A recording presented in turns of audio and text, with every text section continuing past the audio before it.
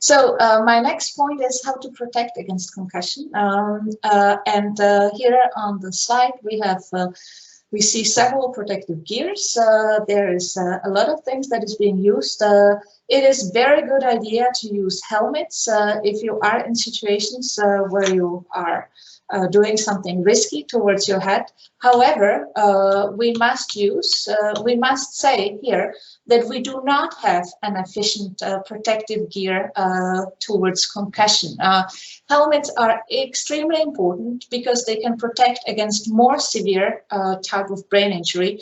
But so far, no research, there's no evidence pointing to a fact that they would be able to protect against concussion.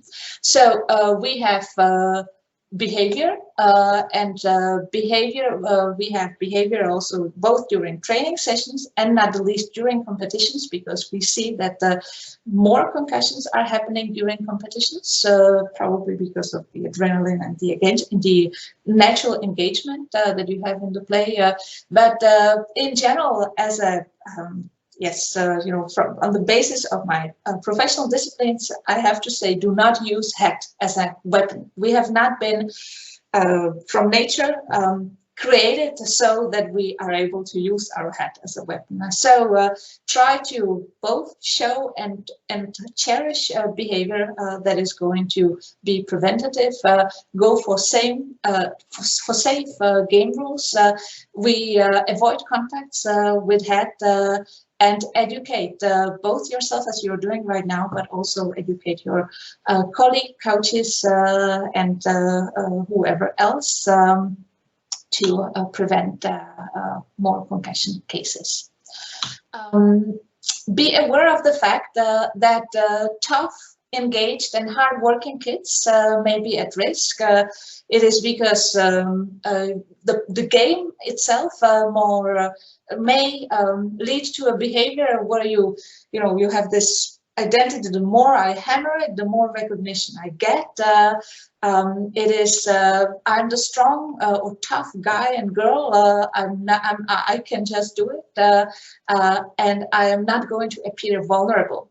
Which means that what we have as a problem in the field is that the kids or athletes may sometimes conceal problems. They would not tell you if they do experience, for instance, symptoms that are lasting more than the few weeks, the couple of weeks, as we talked about in the beginning. So the reporting culture is extremely important in order to protect and prevent next concussion. Your values and standards are decisive, so I hope that you will be talking about that.